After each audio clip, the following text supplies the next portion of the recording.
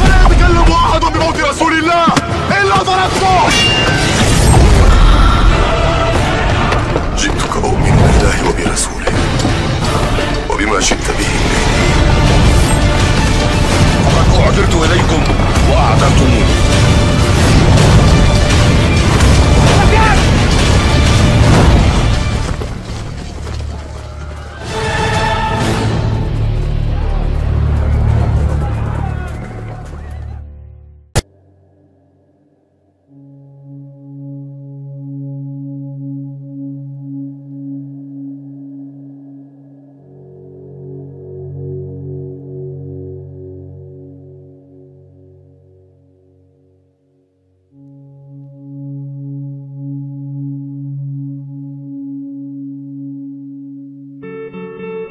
Di tengah hamparan sejarah panjang dan kompleks kawasan Timur Tengah, terselip sebuah narasi yang menarik sekaligus kontroversial tentang sebuah komunitas yang disebut sebagai Yahudi Isfahan, yang dalam beberapa literatur akhir zaman dikaitkan dengan peristiwa besar menjelang kiamat.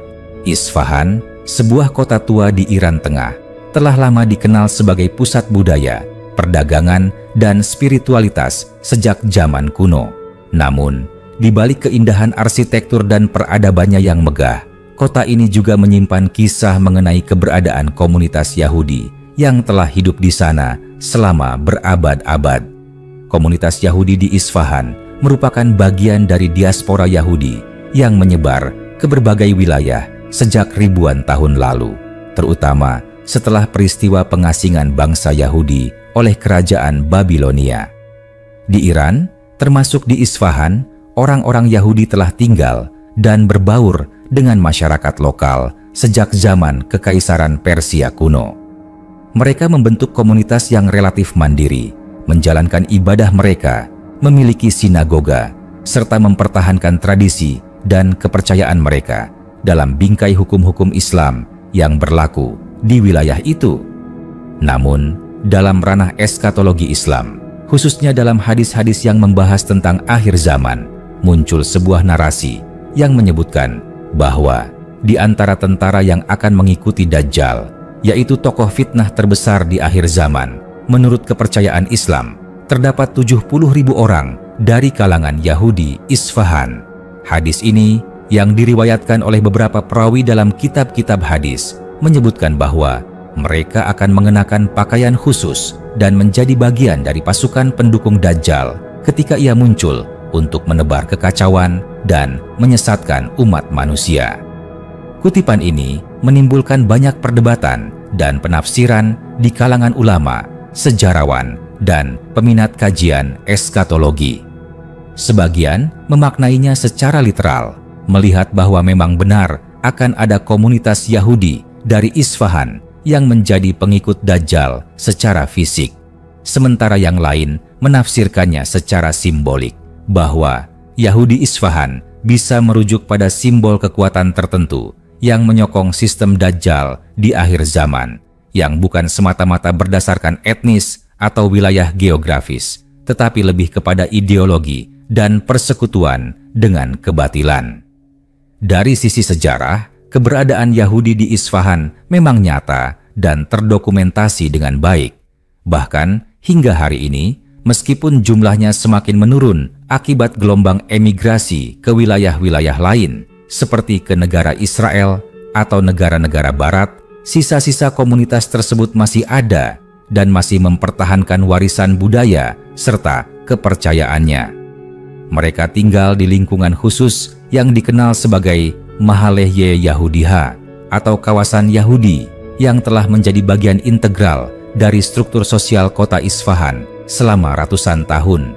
Namun, dalam diskursus akhir zaman, Yahudi Isfahan tidak dipandang dalam konteks sejarah sosial biasa, melainkan lebih kepada perannya dalam narasi kosmik antara kebaikan dan keburukan, antara yang hak dan yang batil. Sebagaimana disebutkan dalam beberapa teks, Dajjal tidak akan bergerak sendiri, melainkan akan didukung oleh kelompok-kelompok tertentu yang menjadi penyebar fitnah dan penguasa sistem yang menyesatkan umat manusia dari jalan kebenaran. Dalam kerangka inilah, Yahudi Isfahan disebut bukan sekadar sebagai komunitas etnis atau agama, tetapi sebagai bagian dari sistem global yang kelak akan berpihak kepada Dajjal. Walaupun narasi ini banyak dipercaya oleh sebagian kaum muslimin, penting pula untuk menekankan bahwa tidak semua komunitas Yahudi, apalagi individu-individu yang lahir dan besar di Isfahan, secara otomatis dikaitkan dengan narasi ini.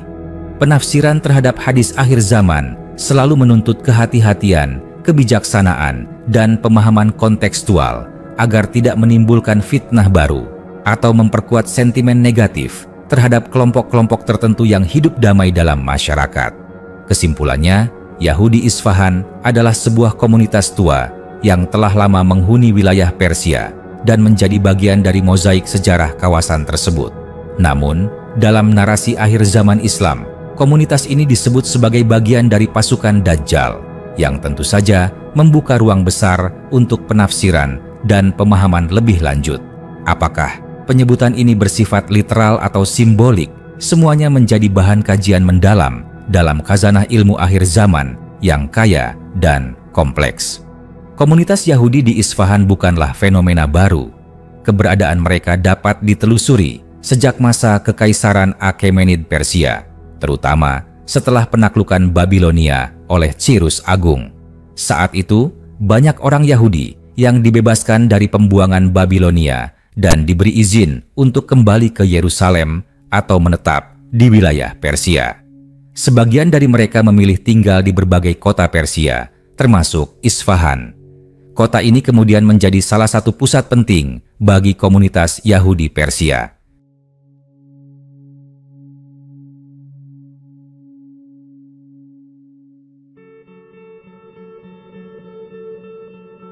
Selama berabad-abad, meskipun berada di bawah pemerintahan Islam, komunitas Yahudi Isfahan mampu mempertahankan identitas mereka.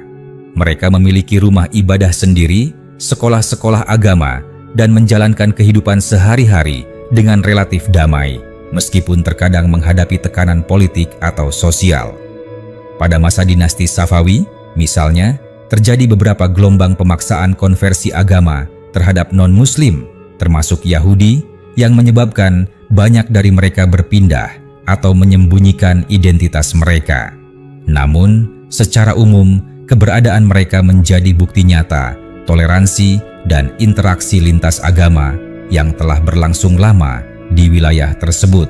Salah satu hadis yang sering dikutip dalam kajian eskatologi Islam terkait dengan Yahudi Isfahan berbunyi bahwa Dajjal akan diikuti oleh 70.000 Yahudi dari Isfahan yang mengenakan jubah panjang. Hadis ini terdapat dalam beberapa koleksi hadis seperti Sunan Ibnu Majah dan Sahih Muslim. Namun, hadis ini memerlukan pemahaman mendalam dan tidak bisa dipahami secara sembarangan atau digunakan sebagai alat untuk menggeneralisasi kelompok etnis atau agama tertentu. Beberapa ulama memahami hadis ini sebagai bentuk kiasan bahwa pasukan Dajjal bukanlah orang-orang dari ras atau agama tertentu, melainkan mereka yang mendukung sistem batil yang mengangkat Dajjal sebagai pemimpin dunia. Maka, penyebutan Yahudi Isfahan bisa jadi simbol dari kekuatan atau sistem yang berasal dari kawasan Timur Tengah yang menjadi bagian dari jaringan global pendukung fitnah Dajjal. Isfahan sendiri dalam dunia modern merupakan kota penting dalam lanskap politik dan ekonomi Iran. Ia adalah pusat industri, ilmu pengetahuan, dan militer, termasuk lokasi dari sejumlah fasilitas nuklir strategis Iran. Menariknya, dalam narasi konspiratif yang berkembang, ada yang mengaitkan posisi strategis Isfahan ini sebagai alasan simbolis mengapa kota ini disebut dalam hadis akhir zaman. Namun, perlu diingat bahwa keterlibatan Isfahan dalam peristiwa akhir zaman tidak didasarkan pada fakta-fakta sejarah kontemporer semata, tetapi pada narasi spiritual dan kepercayaan keagamaan yang bersifat transendental. Maka analisisnya harus dilakukan dengan adab ilmiah dan hati-hati agar tidak mengarah pada fitnah atau kesimpulan yang menyesatkan. Sebagian cendekiawan Muslim kontemporer cenderung memahami hadis ini dalam kerangka simbolik. Dajjal dalam pandangan ini bukan hanya figur individual, tetapi bisa mencerminkan sistem global yang menyesatkan manusia dari nilai-nilai ilahi. Maka, pengikut Dajjal bukan hanya terdiri dari orang Yahudi, melainkan siapa saja dari berbagai bangsa dan agama yang mendukung tatanan dunia yang berlawanan dengan prinsip-prinsip ketauhidan, keadilan, dan kebenaran.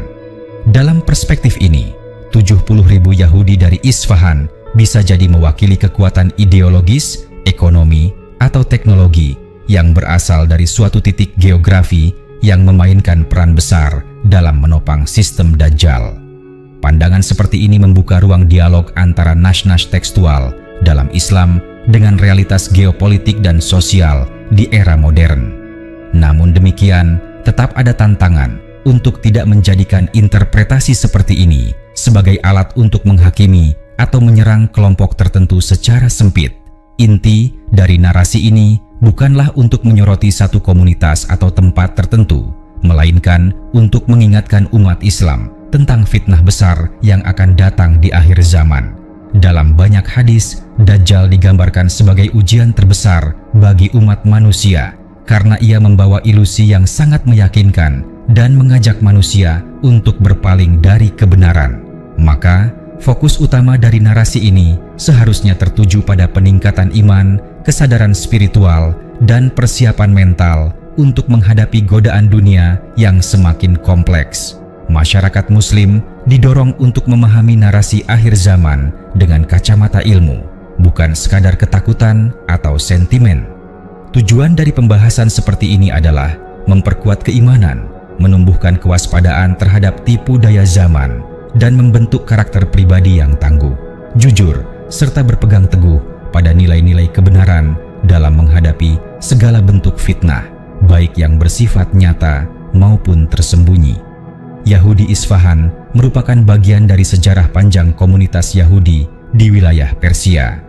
Dalam narasi akhir zaman Islam, komunitas ini disebutkan dalam konteks keterlibatan mereka dalam peristiwa besar yang akan terjadi menjelang hari kiamat.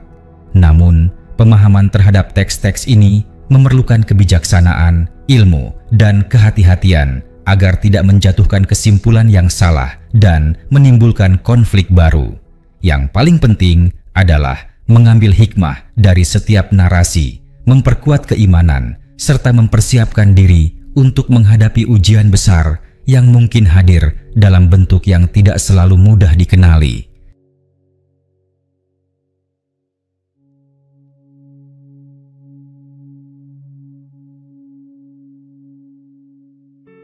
Dalam ajaran Islam, Dajjal dianggap sebagai fitnah terbesar yang akan muncul menjelang hari kiamat. Ia digambarkan sebagai sosok yang memiliki kemampuan luar biasa, mampu menipu manusia dengan keajaiban semu, bahkan mengaku sebagai Tuhan. Karena dahsyatnya fitnah ini, Rasulullah seringkali memperingatkan umatnya untuk berlindung dari godaannya, bahkan dalam doa-doa harian. Maka, keterkaitan Yahudi Isfahan sebagai pengikut Dajjal menjadi bagian dari peringatan tersebut. Namun, pemahaman yang keliru atau tidak proporsional terhadap hal ini bisa berbahaya. Rasulullah tidak menyuruh umatnya untuk membenci kelompok tertentu, melainkan agar waspada terhadap siapapun dari kelompok manapun yang mendukung kezaliman dan kekafiran. Ulama akidah dan tafsir menekankan bahwa salah satu hikmah dari kemunculan Dajjal adalah untuk menguji keimanan manusia secara nyata. Dengan adanya kelompok pendukung Dajjal, baik yang disebut dalam hadis maupun yang tidak, umat Islam dituntut untuk bisa membedakan antara kebenaran dan kebatilan, bukan berdasarkan identitas atau latar belakang semata, tetapi berdasarkan prinsip dan tindakan. Komunitas Yahudi di Iran, termasuk di Isfahan, meskipun minoritas, memiliki hak-hak yang diakui oleh pemerintah Republik Islam Iran. Mereka memiliki perwakilan di parlemen dan secara hukum dilindungi untuk menjalankan ibadah serta adat istiadat mereka. Dalam kehidupan sehari-hari, mereka hidup berdampingan dengan umat Islam dan kelompok lain, meski tentu ada dinamika sosial yang tidak bisa disamaratakan. Penting untuk memahami bahwa dalam konteks negara modern seperti Iran, identitas agama tidak selalu selaras dengan afiliasi politik atau ideologis. Tidak semua Yahudi di Iran, termasuk di Isfahan, berpihak pada kekuatan global atau agenda tertentu. Mereka adalah warga negara yang punya kehidupan, keluarga, dan harapan seperti manusia pada umumnya. Jika narasi Yahudi Isfahan pendukung Dajjal diartikan secara literal tanpa pemahaman mendalam, maka ini dapat memicu diskriminasi atau fitnah terhadap kelompok yang sesungguhnya tidak terlibat dalam konspirasi apapun. Islam tidak mengajarkan untuk menghakimi manusia berdasarkan asal atau agama, tetapi berdasarkan perbuatan dan niat mereka. Isfahan dalam narasi ini bisa pula dimaknai sebagai lambang peradaban atau kekuatan yang mendukung sistem Dajjal. Dalam banyak tafsir akhir zaman, Dajjal tidak hanya bergerak sebagai individu, tetapi juga sebagai sistem atau ideologi yang membawa umat manusia menjauh dari nilai-nilai ilahi, seperti materialisme ekstrem, penyembahan teknologi, atau penyebaran fitnah global melalui informasi palsu. Dalam konteks ini, para pendukung Dajjal tidak lagi dilihat berdasarkan latar etnis atau agama, melainkan siapapun dari bangsa atau wilayah manapun yang menjadi bagian dari tatanan dunia yang zalim, menindas, dan penuh tipuan. Maka, bisa saja penyebutan Yahudi Isfahan dalam hadis adalah simbol dari keterlibatan entitas tertentu yang memiliki kekuatan ekonomi, teknologi, atau propaganda yang menjadi pendukung sistem global anti-Tuhan yang dikendalikan oleh Dajjal. Tafsir ini mengajak umat Islam untuk berpikir kritis dan tidak cepat menyalahkan kelompok tertentu hanya karena disebut dalam Nash. Kisah Dajjal dan para pengikutnya adalah pengingat tentang pentingnya menjaga keimanan di tengah zaman yang penuh tipu daya.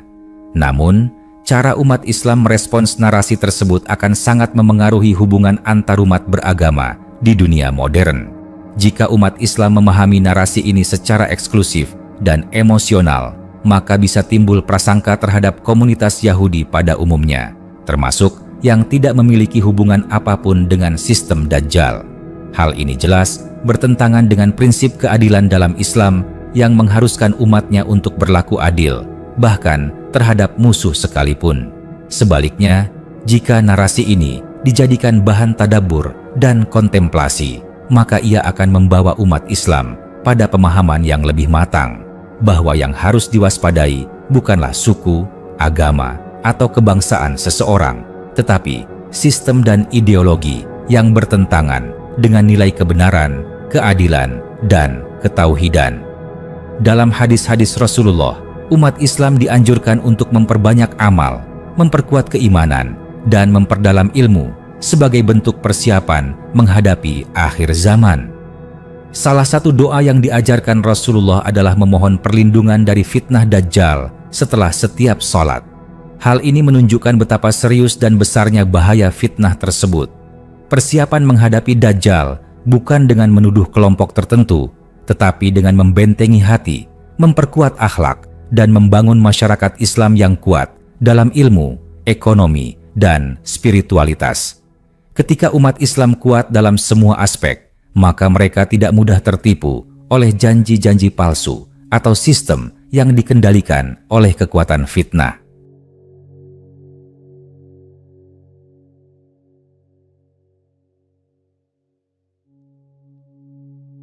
Narasi tentang Yahudi Isfahan dalam konteks akhir zaman adalah bagian dari rangkaian petunjuk yang disampaikan Rasulullah untuk memperingatkan umatnya akan datangnya fitnah besar.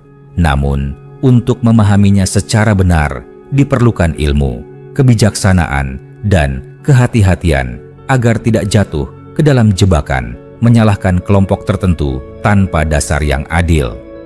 Pemahaman ini juga mengajak kita untuk melihat bahwa yang menjadi musuh utama manusia bukanlah satu kaum atau suku, tetapi siapapun atau apapun yang menjauhkan manusia dari kebenaran. Maka, umat Islam harus fokus pada introspeksi diri, memperbaiki akhlak, memperkuat solidaritas, dan bersiap menghadapi tantangan akhir zaman dengan ilmu dan iman. Dalam banyak riwayat, Dajjal digambarkan bukan hanya sebagai pemimpin politik atau agama yang menyesatkan, tetapi juga sebagai master ilusi. Ia memiliki kekuatan luar biasa yang membuat manusia mengira bahwa ia bisa memberi kehidupan, rezeki, bahkan keselamatan. Di hadapan orang-orang yang lemah iman dan dangkal pengetahuan, Dajjal akan tampak sebagai penyelamat. Rasulullah menggambarkan bahwa Dajjal akan membawa dua sungai.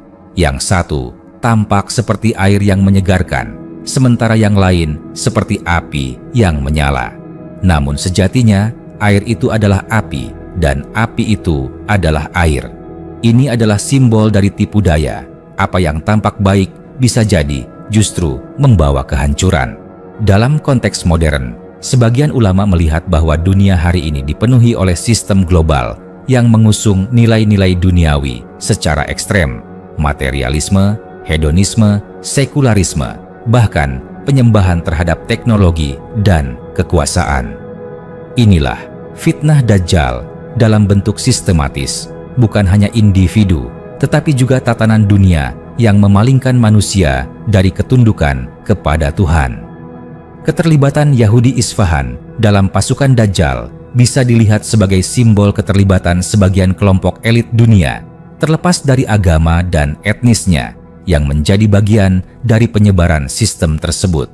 Mereka yang mengendalikan media, ekonomi global, ideologi, dan teknologi bisa dianggap sebagai instrumen Dajjal jika apa yang mereka lakukan bertentangan dengan nilai kebenaran dan menyesatkan umat manusia.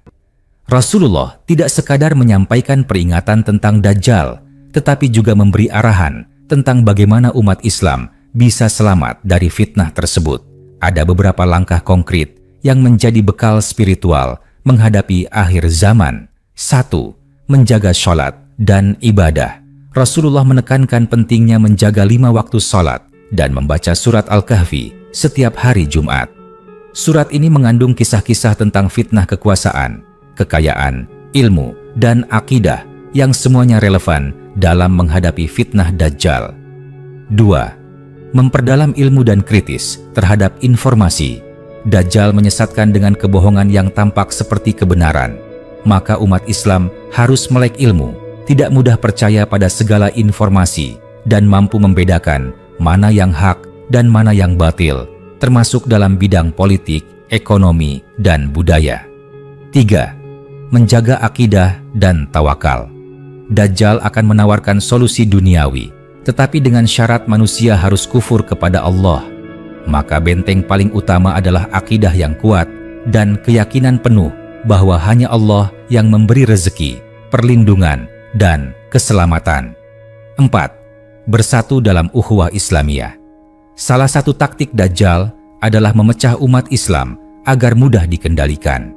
Maka, penting bagi umat Islam untuk meninggalkan fanatisme golongan dan membangun solidaritas atas dasar iman dan kebenaran.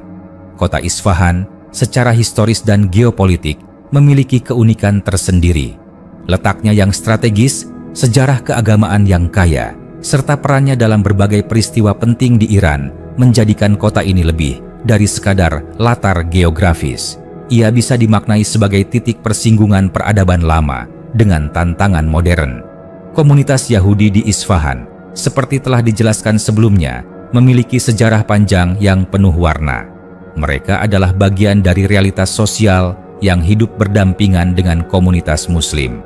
Maka dari itu, penyebutan mereka dalam hadis harus dipahami secara cermat, bukan sebagai vonis, tetapi sebagai simbol atau isyarat dari potensi keterlibatan kelompok tertentu dalam tatanan akhir zaman. Adapun 70.000 orang yang disebut sebagai pengikut Dajjal dari Isfahan dalam hadis bukan berarti seluruh penduduk Yahudi atau semua orang dari kota itu akan menjadi pengikut Dajjal.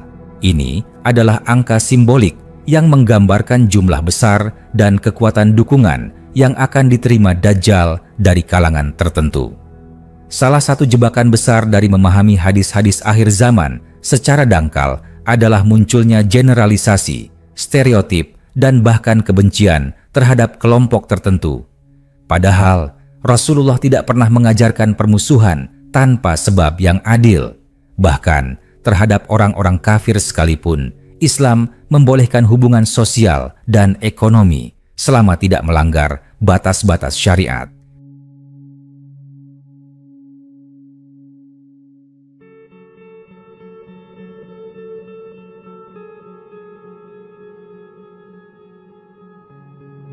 Adapun narasi tentang pengikut Dajjal bukan berarti kita bebas untuk mencurigai atau menuduh setiap Yahudi atau setiap orang dari Isfahan atau bahkan dari negara tertentu. Yang harus diwaspadai adalah nilai dan sistem yang membawa manusia kepada kekufuran dan kezaliman, bukan sekadar identitas orang per orang. Inilah pentingnya belajar ilmu akhir zaman dengan bimbingan ulama yang lurus dan berdasar pada metode ilmiah yang adil. Sebab jika tidak, maka fitnah yang dimaksud dalam hadis bisa jadi tidak hanya datang dari Dajjal, tetapi dari salah kaprah pemahaman kita sendiri. Narasi Yahudi Isfahan dan Dajjal bukan sekadar dongeng masa depan, tetapi cermin bagi kita semua hari ini. Sudahkah kita menjadi bagian dari barisan yang memperjuangkan kebenaran, atau justru tanpa sadar kita menjadi bagian dari sistem yang menyesatkan?